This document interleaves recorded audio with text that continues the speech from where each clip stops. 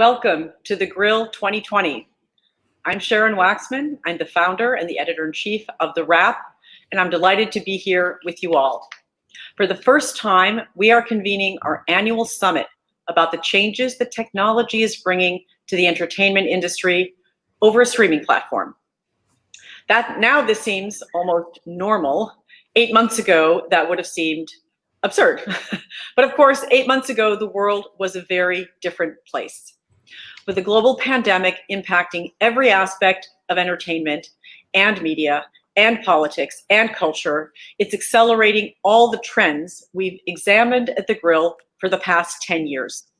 So it is a remarkable moment in time, one that will be discussed and debated and analyzed for decades to come. So the next 3 days, let's consider this part of the first draft of history. This year, TheGrill provides a forum for urgent issues that will define the immediate future of the entertainment business. We've worked hard to bring together some of the most exciting voices that will speak to this moment in time. And some of the topics we'll be dealing with are the future of theatrical exhibition, the pivot that film festivals are making, the challenges facing production, the rush into streaming, the steep rise in gaming, the podcasting craze, and the threat to society of social media. And on top of that, we'll be looking at where innovation is coming from. We'll welcome esteemed filmmakers from Antoine Fuqua and Brad Bird to Miranda July and documentarians Don Porter and Jeff Orlovsky. We will welcome innovators from the head of Triller, the leading competitor to TikTok, to the founder of FaZe Clan and Cameo. I always leave TheGrill a lot smarter than when I got there, and I expect that to be especially true this year. I'll definitely miss seeing all of you who come every year, and I'll miss hanging out in the green room with all the speakers, where I've seen some very cool business deals get going. But I'm pretty sure that we're going to have an incredible experience virtually. Allow me to take a moment to thank our incredible sponsors who support this important conversation.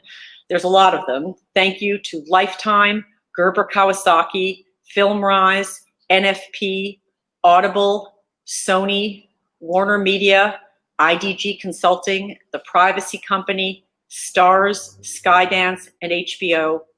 Thanks to our partners, Create the Writers Room, Young Entertainment Activists.LA, and the Breakthrough Prize. Also, figuring out how to make this event happen virtually at the level of excellence that you guys have come to expect was not easy. So I really want to thank our hardworking staff who embraced the challenge and stepped up to do this. You all will be able to ask questions during most of our panels, including the next one coming up. If you have a full access pass, in addition, you can join our Slack channel called Wrap Connect to meet the speakers and meet one another after the panel. So you should have gotten that in your email. Please share your thoughts with us over the hashtag TheGrill2020. Follow us at TheWrap and on our Facebook page. And we will be streaming some of these panels on our social channels, including this one coming up. And now onward to TheGrill. Our first panel is called The Year It All Changed, Media Disrupted. And I'm excited to bring together this group of speakers who are some of the sharpest thinkers and most lucid voices anywhere to discuss the changes across media, tech, entertainment, and culture. Welcome to our panel. Hi, everybody. Hey. Hey, how you doing? I'd just like to quickly read everybody's bios because we've got a really distinguished group here, and I would like to make sure everybody knows who everybody is. So welcome, Kara Swisher, who I've known for a long time, is an editor-at-large of New York Media, host of the Sway and Pivot podcast, and executive producer of the Code Conference. She is also a contributing writer to the New York Times opinion section and appears weekly on NBC. Prior to that, Kara co-founded Recode and co-owner Revere Digital, and before that, she co-produced and co-hosted the Wall Street Journal's All Things Digital Conference, which featured very famous interviewees, including Bill Gates and Steve Jobs, over many years. Welcome, Kara. Hi. Ben Smith is the media columnist at the New York Times, where he's shaken things up. He joined the Times in 2020 after 8 years as the founding editor-in-chief of BuzzFeed News. Before that, he covered politics for Politico, the New York Daily News, the New York Observer, and the New York Sun. Thanks for coming, Ben. Hey. And finally, Cheo Hodari Coker, who's coming to us from Seattle, yay, is the creator and former showrunner and executive producer of Marvel's Luke Cage. Cheo started his career in journalism as a staff writer for the Los Angeles Times pop music section. He's also contributed to Rolling Stone, Premiere, Vibe, The Source, Essence, and many other national publications. Cheo has an overall television development production deal with his banner, Fighting 99th Entertainment with Amazon Studios. So Cheo is right in the middle of the trenches of everything that's going on. So let's just jump into this. It's an extraordinary moment, as I mentioned before. I'd like to sort of get your sense. Let me start with you, Kara, on where are we as at this inflection point for entertainment and media and technology, which is all kind of this clash of titans that's happening right now. It's the continuing clash of titans. It's been going on for a long time. That's I right. mean, I think what's happened right now is COVID obviously has affected everything, every aspect of our economy. And I think what we talk about a lot on Pivot and other places when I write is the idea that everything that was happening is accelerating into the future at a faster rate. And so what we were doing 5 years is going to be happening now, or 10 years. And so trends that were already occurring, like streaming, not going to movie theaters, different, faster production schedules, faster turnover in content, is happening at a rapid pace because COVID has moved it forward, and people's habits have changed. It's happened in commerce. It's happened everywhere. And so what you're going to see is sort of what was already happening is now accelerated and becoming solidified. These trends that were already there. And so I think when we get back, nothing's going back to the way it was. When we say back to normal, there's no such thing going forward of how people communicate, how people do work, how people watch and consume, especially entertainment, and what their habits are. It doesn't mean they're not going to go to restaurants again, or they're not going to go to movie theaters, but they already weren't doing that, and they weren't starting to do that. And now they've gotten used to it and getting in practice. So I think everyone's got to really strap in and get creative about how you deliver content. I mean, I remember, I don't know how many times I've heard you say at conferences that you have to stop telling consumers how they want to consume their entertainment. I mean, for years. Yeah. This is when Netflix was still kind of in diapers. Okay. Right. And now all of that is just become the reality, and it's really come crashing in on everybody who makes entertainment. Cheo, you have, you tell us about, I think you said that Luke Cage was the first series that actually crashed Netflix. Did I get that right? It turns out it was basically a small glitch, but what happened was that because so many people around the world on October 1st, 2016 were all trying to like watch the show. There was a service interruption. And really what it was that it was kind of the advantage of with this show that was going to basically combine hip hop culture and Marvel and bring two different groups of viewers and people together. The advantage that the show had over others was that it wasn't a case of, opening the show, say in America and saying, okay, well, if it's popular, let's go overseas. Because with Netflix being set up the way that it is, it opened around the world simultaneously. And so it kind of, there was always this myth that Black entertainment doesn't travel. And so, I think what it erased was the fact that people from all over the world, want to see cool stuff. And when you give them the opportunity, they want to watch it at the same time. I think what COVID has proven is that as big as the world is, it's also very small. And so as a result, you're seeing this huge influx of this merge between features and television. The wall that was there is really no longer there. Just in terms of, big name back to television to a certain extent. back in the day, it was maybe J.J. Abrams and Michael Mann were like the only people that had a serious television presence before they became, titans in terms of feature films. Now it's a kind of back and forth that everybody does, particularly when you look at someone like Ava DuVernay, who not only has such a brilliant feature career, but also is incredibly strong in terms of television with Queen Sugar, and as well as her the Netflix miniseries When They See Us. I just think the thing is that just like Kara said, people want to consume what they want to consume when they want to consume it, and they don't necessarily want to be told how to do it. They just want the availability. And the thing is that if you charge a premium for that availability, people have shown time and time again they will pay for it. Well, okay, but how, as somebody who just loves entertainment, and I'm somebody who, writes about it and observes it, personally right now, like don't know the answer as to whether movie theaters are going to be around. So I'm sure that you would like to see movie theaters continue to exist. How do you feel about it as somebody who's, working and creating entertainment, about the prospect, or sort of like the pickle that the theatrical is in right now? Well, absolutely. I love cinema, and and cinema in the cinematic experience, of actually going, the communal experience of going to a movie theater and experiencing a show, a movie together with friends, popcorn, the whole nine. But what's happened is that the quality of Netflix and Amazon and other streamers, in HD is so high. Combine that, really, everyone has always said, okay, what's the demise of theaters? To me, the demise of theaters in terms of people wanting to go out is how the price of large televisions has gone down. The fact that if you go on bestbuy.com right now and look at the price of, like, say, an 85-inch television, 85-inch.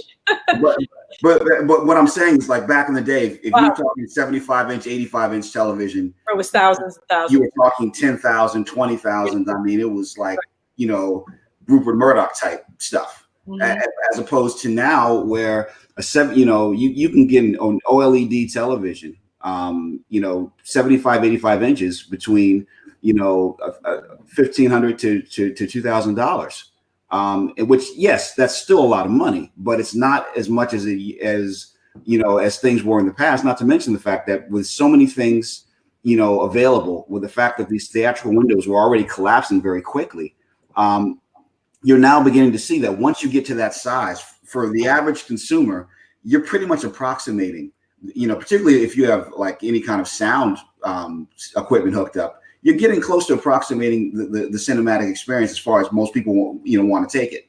Now, does it compare to those of us lucky enough to be in Los Angeles and I'm in Seattle, but I used to be in Los Angeles a lot. I mean, going to the Cinerama Dome, like, no, but around the country, cinemas, haven't been up to that level. So unless you're able to go to one of the cathedrals of cinema in LA or New York, you're just lucky enough to just really want to see as good a experience in terms of size, clarity as possible. And if you can do that at home and not have to pay for a babysitter and, and all the other, different obstacles that now go against you in terms of seeing a movie, then I think what happens is that people find that it's really convenient, and that honestly, it's like they're enjoying it much more at home than the theater owners and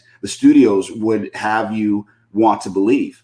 And the fact of the matter is, I mean, like, if they made the new Bond movie available, like, at this point, they could charge as much as the average UFC fight. They could charge $50 to $100, and there are a lot of people that would pay it. Well, Disney did try that with Mulan, and it doesn't really seem to have worked very well. That's when I said, when I refer to a pickle, the pickle seems to be neither Mulan working on paid VOD, like a $30 price point, didn't really work, and neither did Tenet opening wherever it could. It did well. If it did well, it did well internationally. It really kind of bombed locally. And by the way, like Ben and Kara, like I just jump on in. Like this is not, Okay. yeah. Go ahead. Ben, what's your take on this? I want to get to media in a minute, but let's just talk about entertainment for 1 second. I'm actually just heading out to buy a 9-foot television. Yeah, exactly. Now, the price is so affordable. No, I do think, you have this sort of incredibly strained relationship between the theater owners and the people producing content, and that was already under a lot of pressure, is under more pressure now. There are these sort of new opportunities to attack the theatrical window. I also think, there was already a move toward movie going as a kind of like Disney style experience.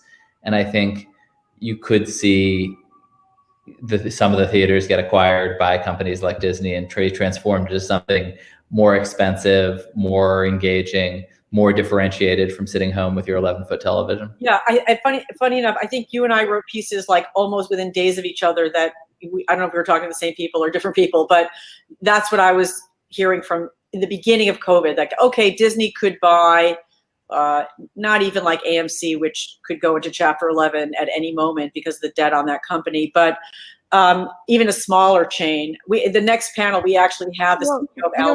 Sharon, why even bother? Why even buy them? Like, they were talking about Amazon buying JCPenney. They don't need to. They can just go into these malls or wherever it happens to be. And so you could see Amazon doing this. Like, why not? Because it just creates a distribution system. And I think one of the things that you try to pretend's not happening is these movie theaters are shitty businesses and they have a shitty product. So like, that's why they're going out of business. It's a bad product. It's an expensive product. It gets grosser and grosser. It doesn't have any kind of, there's a reason you go to the movies, Sarah? Did you go to the movies? I do, but I've started to only go to like the Alamos and they just don't have as, if I was going to go see Top Gun 2 and I'm like one of those movie fans. Yeah. So I will go to the best theater I can to get this. I do want to see it in a theater experience, but I can't say I like so you're using a product you don't really like. And I think no matter who you are and what you're making, you've got to have, if you're going to have a live analog event, which I don't think you're not going to have them. It's the same thing with magazines or any other media. It's got to be great. It's got to be great. And consumers have a choice because they can do this at home.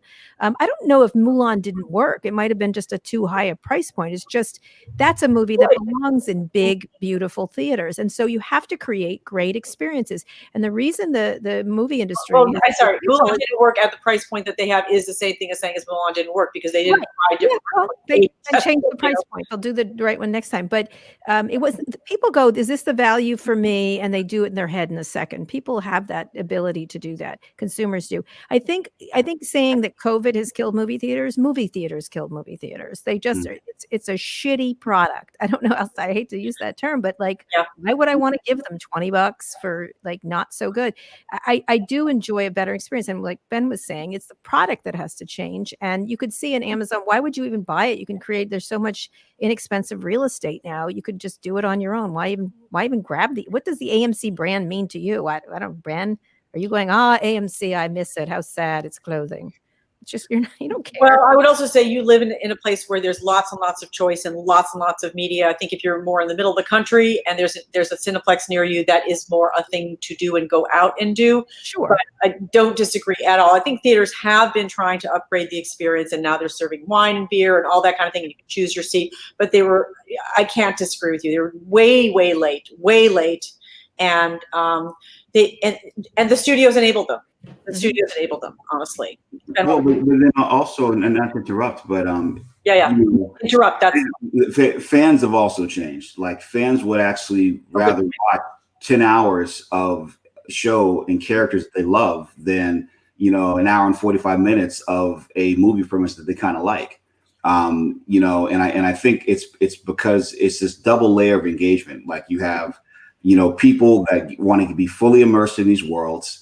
You have the production value of television shows now rivaling films. So every single episode is a small film. Like I wouldn't even venture to figure out what every episode of something like Lovecraft's Country costs. But I mean, from a writing, from a producing standpoint, looking at it, it's a lot. They're spending a lot of money in all the right places.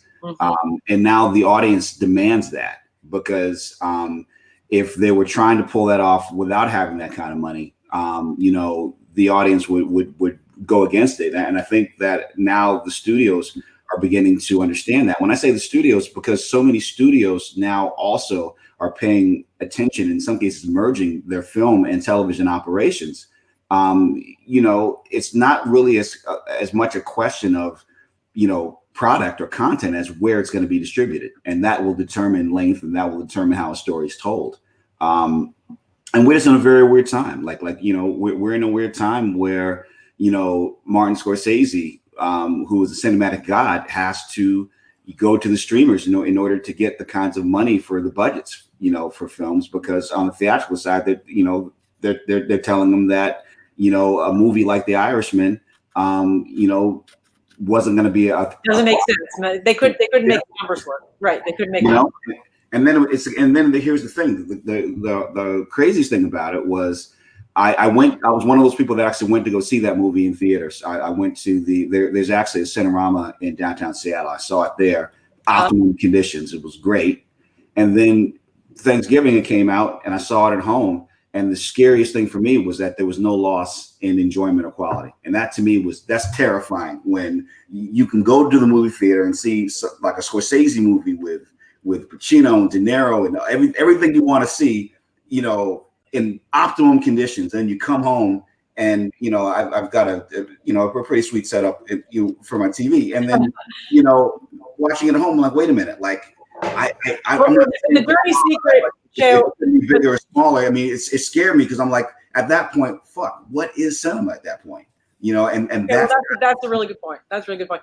I would just say, like, the dirty secret all through Academy Awards season with The Irishman was that people were watching it on streaming and they stopped. Like they just stopped after the first hour or whatever. But anyway, Ben, were you gonna jump in and say something? I didn't want to. Oh no, I mean, just that, like, the other thing that that may be sometimes true of streaming is that they allow you to get away with self-indulgent, pacing and expenditures of money that like more commercially minded theater owners who know their audience is better might not. But I don't know. I thought that one went a little slow for me, but I kind of think maybe you have such a good setup. It's like a different experience. Yeah. I bet Shay's got a nicer setup than a lot of us. I wanna move on to there's a lot to cover here, because basically, like, every single thing is up for total disruption right now. Let's talk a little bit about media. Ben, you've written some really fantastic coverage about how news is changing. And I think we all are alive to the critical issues that are going on at this current time with the election facing us. Newsrooms have essentially collapsed across the country in many places because of the collapse of advertising during COVID. At the same time, you've got this cultural change going on that you've written quite a lot about, that reporters are demanding a different approach to their craft and the ethics and the standards that define what is reporting. Kara and I both go way back to the Washington Post, and I have to say I'm pretty old school about that stuff, but I've been reading and learning and listening at the same time as a publisher too, really terrified at what's going on in news media. Where do you think we're headed with that? I mean, I think what Kara said earlier is just totally right. Like, every trend is accelerating. A lot of different things that were happening at the same time are now all happening at the same time faster, and not all in the same direction. I mean, it's always been a pretty splintered, diverse landscape. And I think the thing you have right now happening is both that individuals and very, very small operations are able to kind of, are able to go out on their own on Substack, but Substack is really just a sort of stopping ground on the way to decent tech that allows you to build your own subscription business on your own small scale. And then on the other end of the spectrum, these huge institutions like the Times, are dragging in people like me and Kara, who had kind of resisted the Death Star for a while, and are like just building these huge centers of gravity. I'm just warning you. Yeah. And I think, right, and that's all happening while the President of the United States attacks us. And I think, obviously inside these newsrooms, there are these huge fights, and there have always been these fights about objectivity and whatever that word even means, fairness, I guess. and now they play out in public on Twitter. I do think specifically what's happening at the moment, though, is that there was essentially this bargain that newsrooms offered Black journalists for years, which was, come work here. We want to be diverse, but also kind of the bargain is that you bite your tongue on issues of race and racism. And I think what you have seen is that specifically breaking down. I'm not sure it's as generalized as people like to sort of, it's not so much about objectivity. It's more like for Black reporters, I think that the sort of recognition that you can't really, that the idea that you say we want to diversify our newsroom, but we don't want any diversity of opinion or point of view is starting to really fall apart. And I think that's what you're really centrally seeing being challenged right now. But I don't think that that's just true of newsrooms. I think that that's true of society in general. Mm-hmm. Like, hey, it's diverse, it's always the thing. Okay, now that you finally have a face of representation, everything's great now. Like, why even talk about everything that came before? Why even talk about the problems? Why even talk about the problems as they consist? Now that you do have a voice. I mean, the one thing that was never lost on me writing for the Los Angeles Times when I was there after I graduated from college. I was there from '94 until '96. Was that they didn't have I think their first full-time Black reporter came during the Watts riots, and it was because of the fact that they couldn't send anybody else in to report in real time because they were worried about safety. And so that's the thing. I mean, so essentially society has to fall apart for a brother or sister to get a break. I mean, that's kind of that's also sometimes like how I kind of feel now, where all of a sudden everyone is like, oh my God, in light of all the things that have happened, in this COVID craziness, where we've essentially lived 1968 in the last two and a half, 3 months, where everyone's clamoring for, for Black voices, Black voices that have been around for a while, trying to, push through. And okay, now the question is like, okay, what's going to happen now? And I think the answer is, it's just, there always should have been a diversity of voices. And I think the question is, can that be maintained? And then at the same time, in doing that, being able to understand that, yes, we are going to also talk about the things that happened and that are still happening. And that, in opening that door, part of balance is being able to hear things that you don't necessarily want to hear. But then again, we've heard every aspect of the white experience in America, whether we wanted to or not. Mm-hmm. And white male experience. Can we say white male experience? Well, I mean, yeah, but like women's voices have had a hard time getting a hearing as well. Well, because the thing is, and I'm not saying that with any kind of anger, but like it was. No, I'm just. It was interesting because I remember like when Luke Cage first dropped, one of the things we didn't even think about, but people all of a sudden were tweeting about, is like, there's no white person on screen for the first 20 minutes of the show. And we weren't even thinking about it. And trust me, at Marvel, you're surrounded by nothing but white people. Nobody said anything. We weren't even thinking about it making the show. But all of a sudden, it was like a question. And there were people saying, okay, is this show for me? Or, because I'm not seeing myself represented. And I was like, wait, I never felt like that watching Indiana Jones. I never felt like that watching Star Wars. It's just, I think people have to kind of, embrace diversity, embrace the differences, because we have no choice. But if you want to watch television, you're going to see nothing but white people. I mean, at least me being born in '72 and growing up in the '80s and '90s. And now that things are opening up, I'm hoping that people, will accept that the world doesn't just look like whoever it is you are, and that in diversity is different experiences, and at the same time, different storytelling. And this is something to be embraced, not to hold on and put a moat around things because you're worried about tradition going away. The question is, what you just said is, will it continue afterwards? And I think that's what's the interesting part. I do really think COVID has changed everything in terms of people's attitudes, and and in negative ways too. You're seeing like a big plethora of QAnon people all of a sudden feeling they need to get their due now. Like, let us talk about our strange and weird and racist and sexist and every ist you could do.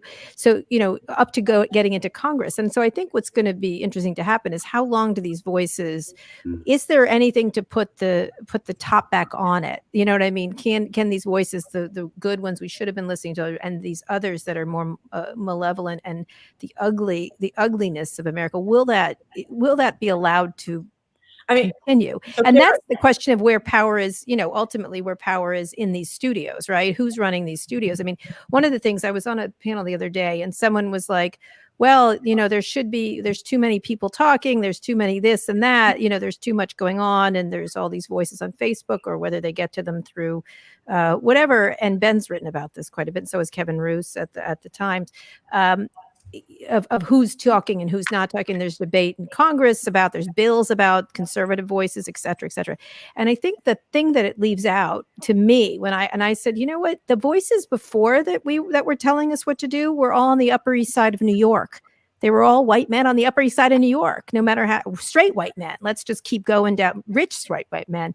And so I think we've gone from either the very noisy part to the very small group of people telling us what's news. And it's sort of been moving to collision. And the question is, can we sort it out so we do have some level of gatekeepers? And I've been someone who's always talked about how gatekeepers are going away. There is some level of gatekeepers. Can you have gatekeepers in a way that's not the word you want to use, in that we have, intelligent, interesting, diverse voices being able to be truthful and are at the same time as pushing off sort of the malignant misinformation and disinformation and the small group of people making decisions.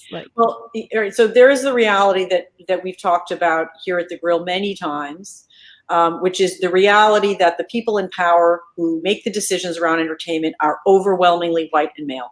And I was really shocked.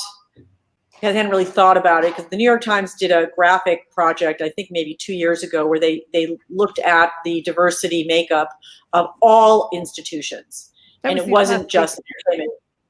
They maybe did it again, but when they did news media, it was like all male and white. It was so frightening to see, because these are essentially liberal-minded, most newsrooms, right? They want to, let in more voices, their platforms for being accountable to the community and holding power accountable. I'm like, wow, that is really disappointing. That was a surprise to you? I'm sorry. I don't know. I looked up and saw no women. I saw no gay people. Those are my identity groups. I was for example, here's an example. When the movie The Post came out, I'll just detour for 1 second. Which is all about Katharine Graham, this legendary publisher of the Washington Post, who said, go ahead and publish the Pentagon Papers, in this incredible moment of moral fiber, and despite the pressure from the White House. I went and looked for women publishers to sort of talk about how they may have inspired her. There were none. There were literally none. There was Laureen Powell Jobs, who obviously, loved what she's doing, but inherited her money from Steve Jobs, didn't grow up in publishing. So did Mrs. Graham. Just they all inherited her money. No, she grew up in publishing, but she did inherit the job for sure. Agreed, understood. But we are 40 years later, so you might hope that maybe that the culture had put forth more female entrepreneurs. Chair, just to your point, it's diversity lifts all boats. We want to hear all voices. Anyway, this brings us to the next point that I wanted to go into to explore, which is this question of how technology has broken that hegemony of those voices in deciding who gets to publish, who doesn't get to publish, and how now that has, as Kara has so penetratingly and I think bravely written for many years now, and continuing today, the dangers to our democracy and to our society, essentially. And I'll just parenthetically note that we have the director of this new documentary called The Social Dilemma will be at TheGrill on Thursday, talking about the things that, Kara, you've been talking about for years. So where are we with that when you talk about QAnon and you talk about the collision of those forces of, that minority and this? Well, Ben has written a lot about this recently. These topics. So there's a lot of people. But yes. this was something I think anyone who was watching technology grow could see coming. I don't think I'm a particularly, I just am louder than other people, and I'm not a fanboy, and so it makes it easier for me to complain about it. You also know them very well, though. I do. I just think when I started to see the use of these technologies for media, it became very clear as you moved from tool to tool to tool, especially once we got mobile as a way to a consumption device. This is a consumption device. It's a communications device.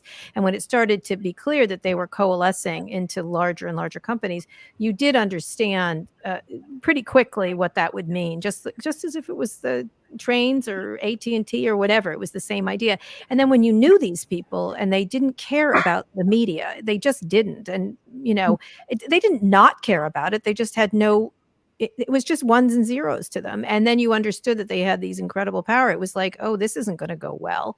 And they had a thoughtlessness to them. And I'm not saying malevolent thoughtlessness. It's just they had a thoughtlessness to them and a sloppiness that they didn't care where it went, as they were also killing the business model, literally killing and sucking up the business model.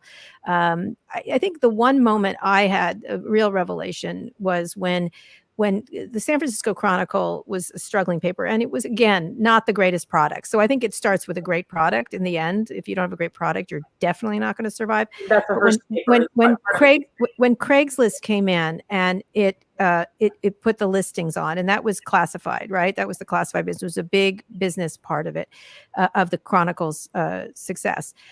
When they collapsed it from, I think the Chronicle was 70 million to 7 million, I remember someone from the Chronicle saying, oh, well, we're going to get it back or something. If we do this, I said, it's never going to 70 million. It's now a $7 million business. And so the collapse of costs and business was what really struck me. And I don't know, Ben probably has more intelligent things about how it happened, because he started and ran I did too, but he ran a much bigger media organization. Yeah. Mm-hmm. Which is now struggling. I mean, everybody's struggling. Ben, are you thinking? Yeah, well, sorry, there's a lot of threads there. Which one do you want me to jump on? Whichever point speaks to you. The mean tech guys. What do you want? The mean tech fellas. I mean, I guess I do think that there's this, from my perspective, because I sort of came up as covering Washington and politics really rather than tech. There is still, although diminishingly, this sort of sense that like the government has no business. Like there's this sort of weird mixture of naivete and kind of like outrage that among the folks who run these tech companies, that they're normal businesses that ought to be regulated like any other business. And often they speak in these sort of like either like kind of broad moral statements or kind of big abstractions about speech. When really, like, the whole sort of problem of speech on the internet is the product of a fairly complicated regulatory regime that allows certain kinds of user-generated content, though not others, to exist without the people who publish them being liable. Of course, it could change, and it's likely to change. And I think you're starting to see, in the better cases in Europe and Australia, kind of like normal regulatory scrutiny and engagement around these platforms. I mean, here, like this TikTok deal is just this kind of unbelievable thing that, it's sort of like if somebody was tweeting and to steal his joke, but if you want to like open a Toyota dealership in one of the Gulf states, you need to like partner with a cousin in the ruling family and give them a third of the deal. And it really seems like that is Oracle's role here. They're the sort of favored, most favored company of the regime and are getting a big contract out of this political pressure. But either way it goes toward like kind of corrupt cronyist regulation or more normal democratic regulation, I just think, these are giant companies that are starting to get treated like giant companies, not like, unicorns that need to be permitted to graze freely. Yeah. Well, that's the thing. I mean, it's not just the technologies, but it's how people are using them. So, for example, I can talk about the early days of Vibe magazine, where, it used to be to launch a record in the hip hop and R&B space.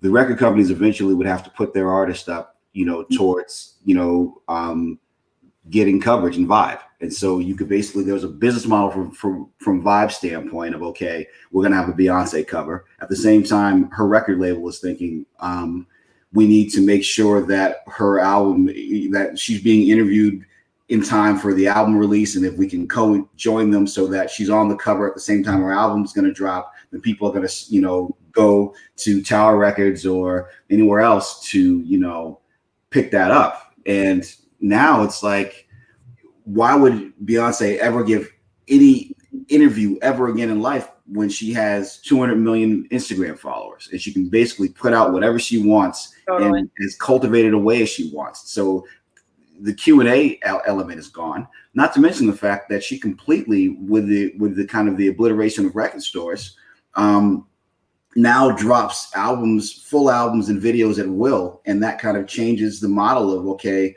how are people going to consume what they consume? And so now it's like there's so much power coming from individuals. And so that's kind of the beauty of these disruptions, but it's also, what can be scary in terms of like, now that everyone is basically walking around with their own television studio, recording studio, and film studio in their pocket, like, and they can just put it out at will.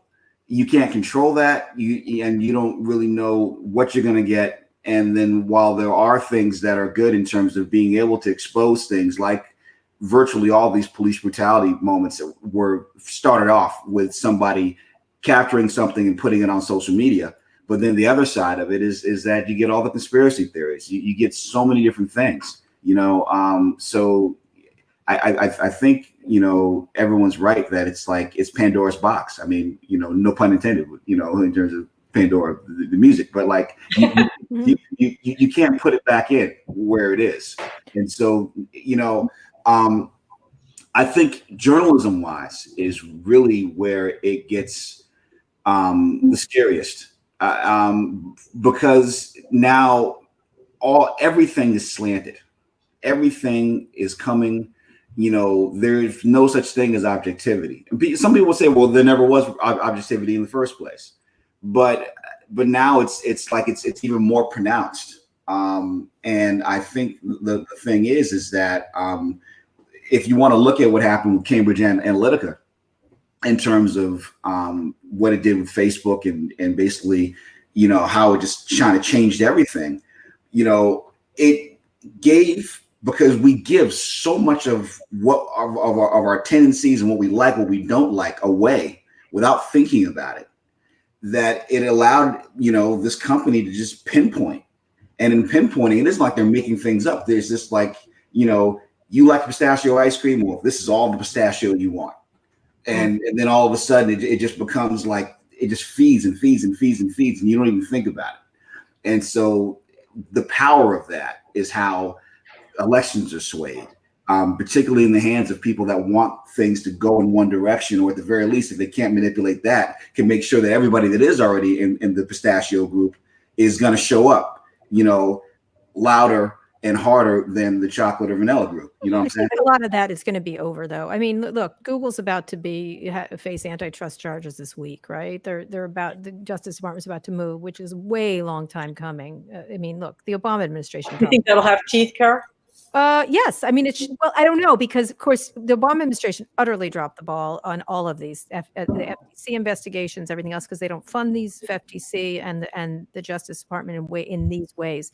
Now we of course have all these, this Bill Barr's fat finger on the way. So who knows? The problem with the Trump administration is directionally it's correct. 230 should be reformed. What they do is this ridiculous, like full of errors pronouncements based on conservative bias, which has nothing to do with it.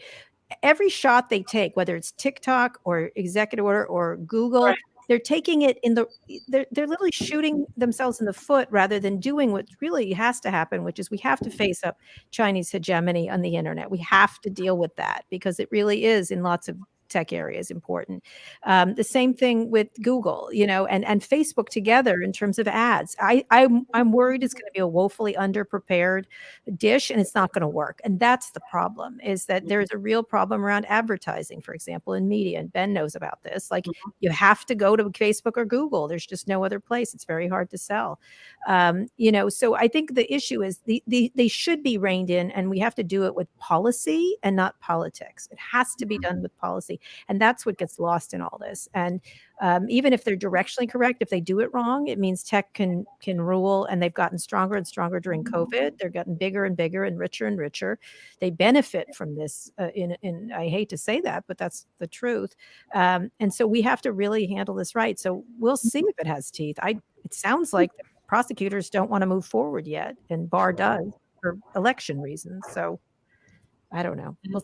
I want to just give a heads up that we want to start taking a few questions. If our moderators, though, if you can just start teeing things up so we can hear from some of our listeners. I mean, I think, overall, if I'm just sort of standing back and listening to this conversation, it is very gloomy and scary overall. But at the same time, I do want to point out that we're in a moment of where everything is disrupted, which can also mean that we don't really know where things will shake out. Doesn't mean they shake out necessarily negatively. It just means that the sort of petrified institutions that we've been knocking on for between the last 20 years, let's say, are now, it's just, that's what happens. Like, it collapses overnight. It's kind of like communism. Like, it looked impenetrable, and then one day in 1989, like, they all went down. Boom, boom, boom, boom, boom. It's not negative. It's good for all the three of us. We're great. Like, you know what I mean? Like, I don't think it's just a question of whether these institutions are it's very easy to romanticize institutions. And I think it's good for creative people with good products that know how to distribute things. It doesn't mean it has to be a giant corporation. It could but be. At the same time, aren't we learning that institutions do serve a purpose? The New York Times serves a really important purpose, as much as I've been critical of the New York Times. It's also a good business now. It's also a pretty good business now. And that's what it has to be: a good business, a good product, and figuring out the way to distribute. And then great. That's terrific. And that's all I'm saying. It's not negative. It's just not going to be your town cars and your expensive budgets, whatever, whatever it is. Right, right. I suspect none of us are wedded to that ourselves personally, but I will point out that, like, when I looked at sort of the landscape of the leaders of the companies that have spoken at the Grill before, like, half of them are gone from one year to the next. Like, they're just gone. And so it's kind of astonishing, actually, to think about it. So just to turn it a little bit positive, that does provide for innovation. It does provide for creativity. It does provide for those diverse voices. And Cheo, I take your point. It's like, only when you get to the moment of the most crisis moment, then the establishment finally lets in voices that have been there the whole time, which ain't optimal, but at least it's happening. It's one way of looking at it. No, I mean, well, that's the thing. I mean, it's now that we have the eyes and the ears of the world again, what to do with it, and making sure that while addressing the situations that caused the chaos that got us here in the first place, at the same time also, you ultimately have to, no matter, even if you're educating, you still have to be entertaining. And so I think that's the thing. It's really being able to strike that balance. Like Watchmen, right? Like that has like, yes, it's won all these Emmys, right? Like it's got which and I've told Damon this personally. I mean, it was amazing. Damon Lindelof, yeah, Damon Lindelof and Regina King, who I had the pleasure of working on Southland with. Just how incredible that show was, because it was incredible from a geek standpoint of that. It was still incredibly true in spirit to the graphic novel, but went beyond just, trying to do the most, on point, accurate adaptation of that story, but then expanding it in other directions while still being true to the source material. I mean, I think it's a masterclass in terms of that. And if you go back and read, Alan Moore's graphic novel, and then watch Watchmen, and then also, of course, the how it went off from what Zack Snyder did. I mean, it's just it's its own universe, and it's really just an amazing piece of work. Mm-hmm. Yeah. Well, I think the Emmy voters agreed. it won a whole bunch. Can we so Zoe, our moderator, do we have any questions? Can we take a couple of questions? Here we go. Calvin Self, welcome. What are your thoughts on mobile content platforms like Quibi? Have you been seeing those perform in the COVID era? Oh, that's Ben's. Ben gets that one. Ben. Well, I mean, if you want to buy Quibi, I think it might be available to you right now for like for a reasonable price. Of the low price of $1 the million. entire company, yeah. You know, I think, you know, one of the things you've really seen over the last year is, you know, Quibi, it's like you take the greatest minds of Hollywood and all the money in the world, and like they can't decide whether you should hold your phone sideways or right side up, and that's the tech they patent, and it really never went beyond that. They got a lot of, you know, they paid out a lot of money to people in Hollywood in particular for their kind of second and third tier projects. Nothing really hit. And meanwhile, TikTok, like, you know, we're all obsessed with TikTok and can't stop watching TikTok. Like if you wanted, and I think, you know, when I guess it was Kara was saying, you know, like the world isn't going back to what it was before. Like in some ways, obviously the pendulum is swinging away from social media, away from user generated content toward premium platforms, toward Netflix, toward, as you know, as Joe was saying, like these incredibly highly produced television shows. And yet TikTok is also something new and different. It's not going back. And Quibi, I think, was an attempt to say like, we're gonna like turn the clock back, and we're gonna, you know, basically take the old Hollywood model and impose it on a mobile phone. TikTok is, you know, in some ways taking, you know, it's not a social media platform. It's developing the high quality, stickiest stuff very, very effectively. It reminded me of it reminded me of an old person's version of young people, and TikTok is a young person's version of young people, or what people want. And by the way, it's not terrifying. Just, you know what I mean? It wasn't, it's not entertaining. When you start on TikTok, you can be there 2 hours later and you're like, what? Now I know about tie-dye or whatever. It's wonderful. It's the algorithm brings, and the creativity is wonderful, and you can feel it. Again, it goes to product. I don't think some of Quibi's stuff was quite good, actually. Some of it was really interesting. It just wasn't. It actually won an Emmy. Right? Yeah, it was forced fun. You know what I mean? And versus, I think what TikTok is doing, and the reason why Facebook is so terrified, and the reason why, you know, I think the Trump administration is a little bit terrified of it, is because it shows a way that you can do both professional and user-generated content in this delightful way, using algorithms and making an entertaining product. There's whatever you think about TikTok, it is very entertaining. It is beautifully rendered. The technology works beautifully with the entertainment, and it's delightful. It's hang on. Pause on delightfully for a second. It could go away, though, right? I mean, I don't. Well, if they have this 10-headed monster who's running it, I don't know. We'll see. I don't know if that deal's going anywhere. It could be all solved by November 3rd. It could be all solved by this. TikTok is not our China problem, by the way. AI and 5G and robotics and drones, we should get to those first, and surveillance. But that's another story. It could go away. Yes, you're right. 100%. Well, then again, I think the thing about TikTok that makes it fascinating from a creative standpoint is that, like, stuff that people go to film school to learn how to do, which is like nonlinear storytelling, and like the way that people use wipes, and you know, whether it's the kind of the don't rush challenge where people would kind of like be wearing one thing, move the camera, and come back wearing something else, or the wipe me down challenge where somebody will do like wiping on a mirror, and then, you know, people figuring out how to kind of freak that storytelling style. Some of it gets so innovative. I think the big question of what Quibi should have been would be like, what if you're taking people that have that kind of energy and you're giving them $5 million, giving them $1 million to make a film or to make a 15-minute thing? Like that, I think, is more interesting than giving an established filmmaker. They'll do it for free.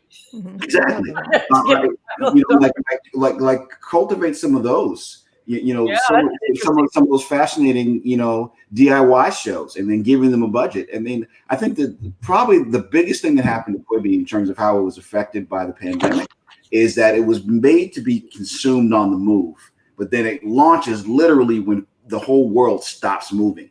And then when it stops moving, you want to see things on the biggest possible screen, not on your phone, because now, you know. Yeah, but come on. I don't think anybody, realistically, Quibi was not going to work. I think it could. I think it's a combination of it. I think it's like, you know, for sure. You know, if you could, even with Quibi, have the ability to, you know, have a version where you can watch on your iPad or watch on something else, or if they opened it up to different kinds of creators, and instead of like Ben said, Hollywood. If Jeffrey and Meg are watching, I think that's a really damn good idea. And so maybe somebody will pass it along to them. Let's take another couple questions before we run out of time. Let's tee up another one, please. Will film companies still, and hi Chip Ross, will film companies still prioritize opening weekend box office in a VOD world? I think yes, but they're being very tentative. I mean, a lot of opening weekend box office, frankly, it's tied to ego from the studio standpoint, from an actor or actress's standpoint, because if they can say, my movie's always open at this level, they can justify their $20 million salary. Mm-hmm. And when you erase that and the bonuses and all the other things that have been built into the theatrical model, and then everything goes video on demand, all those trappings go away. Much how in the music industry, how everything used to be like, okay, I got a platinum record, I have a gold record. And the big secret of the 70s or 80s is all you had to do was ship 1 million records. And guess what? You're platinum. But then when SoundScan came out, all of a sudden people discovered that what the music people really were buying were hip hop and country music. And then it changed radio. And then after it changed radio, it changed retail. And so I think a lot of the things that happened to the music industry, you're now seeing happen in film.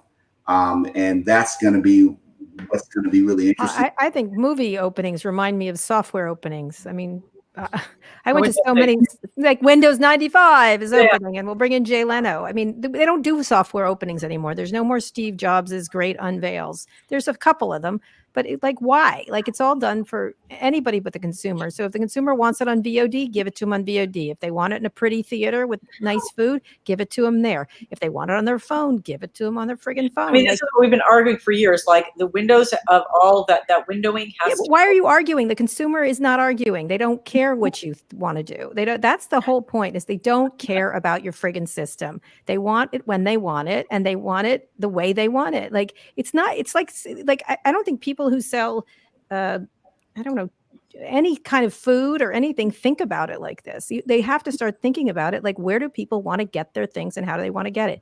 It's not that hard. They definitely don't care about billboards on Hollywood Boulevard. They don't care about big movie openings. They don't care about premieres. Consumers just want to get the film, good, great entertainment where they want to get it. And it doesn't matter where it is at all. And the same thing with media. I think media is the same, whether it's in the New York. That's why I'm working with stuff for the New York Times, because people like to get it there. So I'm going to bring my content there. But I'm also doing podcasts. I'm here doing this. And so that's how I like to think about it, is like I'm thinking about the audience, not about. But I like to think, yes, but the thing is, the fact that Facebook is such an 800-pound gorilla in space, it's like, as a publisher and as a journalist, like, it's hard to avoid that. And I have really gone out of my way to. I have never put on my stuff on Facebook. It's never. They came to me during Live. Do you remember the Live, Ben? I'm sure they came to BuzzFeed, and they're like, "Put your stuff on, Kara. Put it on. You'll be a bigger." I said, "I have a good audience," and they're like, "Well, we're going to do this," and I said, "Where's the money? Like, unless you're just going to pay me, like, how am I going to make money?" And they were like, "Well, it'll work out." I'm like, "Call me when it works out. Like, have a good time." Like, it was. It's interesting that you did that, because I also, as a company, we avoided Facebook assiduously. I couldn't figure out what was in for us, particularly, except branding. Well, that doesn't. Ben would know better. I would like to get paid in branding. My whole point is just that everybody should get what they want, where they want, when they get it, and that's a basic business, and it has to be a good product. Yeah. Okay. Last question, because we're out of time. Jim Sarantinos, welcome. How can theaters evolve to capitalize on the communal aspect of films? It's a really good point. That is something that we lose in your fantastic setup in your basement chair or wherever it happens to be, that wonderful feeling of being around other fans. I think it goes back to what Kara was talking at the very beginning, which is that you have to offer a better product. I think what's going to start happening is that as things, knock on wood, slowly begin to return to normal, I think what's going to happen with theaters is it's going to be a lot more like Broadway. It's from the standpoint of only certain movies are going to kind of cross the threshold of being theatrical experiences. And then once there, because prices are going to go up, the theater owners have to offer a superior presentation, for that product, because everything else is going to be VOD. And because the thing is now for the first time, people are, until this thing comes under control, people have to decide, is my life worth risking going to see this? And if that is the case, and that is the criteria, it better be the shit, and so like, I think that's kind of like, it's an unfair choice that's being asked of the audience, particularly because the studio really will, in a lot of ways, make money either way. I mean, which is why, even like in terms of, I would love to understand the numbers with Mulan, because I would sneak to believe that with the amount of subscribers that were being charged with $30, Disney still probably made out and more than profited, because they didn't have to share all those different theatrical splits that they would have had to worldwide. So they probably are still very much in the black. I think it just kind of comes down to that. I don't know how you preserve it, because hopefully things do go back to normal. Well, I do think, yes, and that's what I want to ask everybody, because just speaking personally, I know that I do, as much as virtual is great, I miss being around other people. I miss being able to go to a theater. Let's just do one last really quick round. Post-COVID, each of you tell me, are you optimistic or pessimistic that the media and entertainment ecosystem is going to find a path that works? Cheo, you first. I'm always an optimist. I think that hopefully, if this were to end tomorrow, I think that hopefully the things that people have kind of liked, whether it's having the ability to, I always joke, being up here in Seattle, that I've been working in Hollywood, that I've been socially distanced since 2016. Having the ability to take meetings in this way is really advantageous. But then at the same time, it would be great to go out, to dinner or go out to the movies, or be able to see friends or family without having to think about, all the things that we now have to think about.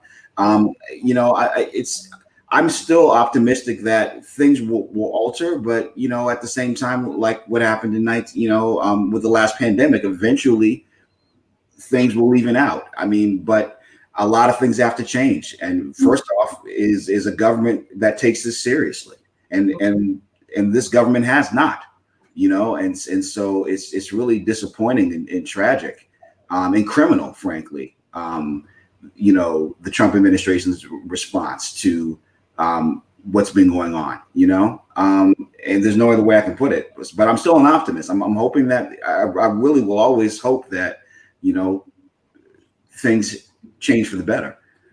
Kara? I don't optimism, but just, yeah, sure. I mean, whatever. It's whatever comes. It's going to be just different, and that's the way it is. Too bad if you don't move with the times, just you're going to get run over by them. And I think the only thing I'm hoping is that we really do understand that diverse voice, not just diverse voices, many voices, the ability to really deliver really exciting and innovative content is not hindered by anything. You can do it anytime. And so I guess I'm not pessimistic or optimistic. I just keep going. And I don't, but it's not going to be the same. And the structures are coming down that have been in place for a long time. Ben, you get the last word. Yeah, I think what you're seeing is what you're seeing right now, this live conference on on whatever software this is, all these streaming platforms coming of age. I mean, that's the present. All that said, obviously, when we're allowed back out, there are all these filthy, dilapidated movie theaters will no doubt be the home to a whole new wave of raves and orgies. So, we can all look forward to that. That's Ben's new business. He's just announcing it right now. That's great. Exciting orgies with Ben. It's going to be so good. Okay, Wow. we're going to wrap it up there. I think. I'm sorry. I want to check in with everybody in a year. But thank you, Kara. Thank you, Ben. Thank you, Cheo. Really fascinating conversation. I knew that you were the right people to tell us what to expect and what to think about this crazy time we're in. So thank you so much. More success to all of you. All of us from The Grill, we will see everybody in an hour for our panel on the future of theatrical. Click on the link in the chat box below to access it, or check your digital itinerary in your email inbox. We will see you there. Thanks for being here.